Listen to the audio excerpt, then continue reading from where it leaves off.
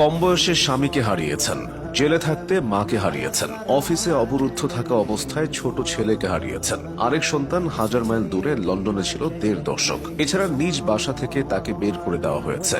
খালেদা জিয়ার জীবনের পুরোটাই ত্যাগ ও সংগ্রামে ভরা। খালেদা জিয়া চাইলে উন্নত কোনো দেশে বাকি জীবনটা আরামে কাটিয়ে দিতে পারতেন, তবে তিনি একবার বলেছিলেন, আমার স্বজনহীন জীবনে দেশবাসী আমার স্বজন, আল্লাহ আমার একমাত্র ভরসা। আমি যেমন থাকি, যেখানেই থাকি, যতক্ষণ বেঁচে থাকবো দেশবাসীকে ছেড়ে যাব না। বেগম খালেদা জিয়ার ত্যাগ ও সংগ্রামের সময়গুলো দেখে নিন। ২০০৭-৮ সাল। এই সময়টায় খালেদা জিয়ার পরিবার ও দল দুটোর অবস্থায় ভীষণ নাজুক ছিল। তার ২ ছেলে দেশ ছাড়তে বাধ্য হন।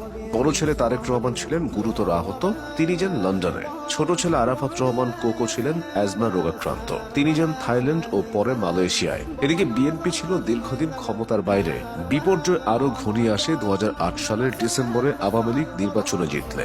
নানা অনিয়মের অভিযোগ তুলে খালেদা জিয়ার ঢাকা সেনানিবাসের শহীদ মইনুল রোডের বাড়িটির বরাদ্দ বাতিল করা হয়। পরে ২০১০ সালের ১৩ নভেম্বর তাকে সেই বাড়ি থেকে উচ্ছেদ করা হয়, যেখানে তিনি ৩৮ বছর ধরে বসবাস করেছিলেন। মূলত জিয়াউর রহমান প্রাণ হারানোর পর তৎকালীন সেনাপ্রধান হুসেইন মোহাম্মদ এরশাদ টোকেন মূল্যে ওই ২.৭২ একর সম্পত্তি খালেদা জিয়াকে বরাদ্দ দিয়েছিলেন। এরপরও খালেদা জিয়ার বিপর্যয় শেষ হয়নি। ২০১৫ সালের জানুয়ারি থেকে খালেদা জিয়া গুলশানে তার অফিসে অবরুদ্ধ হন। এই অবস্থায় মালয়েশিয়ায় আরাফাত রহমান কোকো প্রাণ হারায়। পারিবারিক জীবনে ঝড় ঝঞ্ঝার এই সময়টাতে তিনি দলকে ভোলেননি। খালেদা জিয়া একবার বিরল রেকর্ড করেছিলেন। মাত্র ১৪ দিনে তিনি প্রায় ১০,০০০ কিলোমিটার পথ অতিক্রম করেছিলেন। বিধ্বস্ত বিএনপিকে নতুনভাবে সংগঠিত করতে তিনি একের পর এক জেলা পাড়ি দিয়েছিলেন। শতাধিক জনসভা ও পথসভায় নির্বাচনী ভাষণ দিয়েছিলেন। এভাবে বাংলাদেশের নির্বাচনী অভিযানের ইতিহাসে খালেদা জিয়া রেকর্ড করেছিলেন।